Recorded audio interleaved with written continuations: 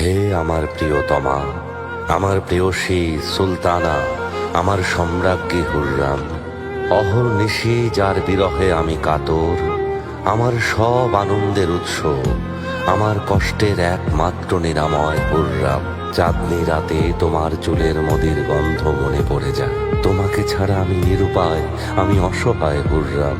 তুমি লিখেছ, আর একবার যেন আপনাকে দেখার সৌভাগ্য হয়। আমি আরো একবার আপনার ওই মুখ দেখতে চাই। আমার সৃষ্টিকর্তা মহান আল্লাহকে সাক্ষী রেখে বলছি, আমিও তোমাকে ছেড়ে দূরে থাকতে চাই না। যদি আমাকে বিশ্বাস না হয়, মুহিব্বির কথা শোনো। প্রেমিকের কাছে পৃথিবীটা যেন এক ফুলের বাগান। ভালোবাসার জন্য পাখি হয়ে গান গাইতে ইচ্ছে হয়। আমার অসুস্থ হৃদয়ের নিরাময় তোমার ঠোঁটের মাদকতা। বিরহে কাতর এই রাতে আমি সেই মাদকতা চাই। হে প্রিয়া, আমি তোমার সাজানো সে জান্নাতে যেতে চাই। এই অধমকে তোমার ভালোবাসার বাগানে দিও ঠাই। প্রেমের আকুতি দিয়ে জয় করে নিয়েছ এই হৃদয়।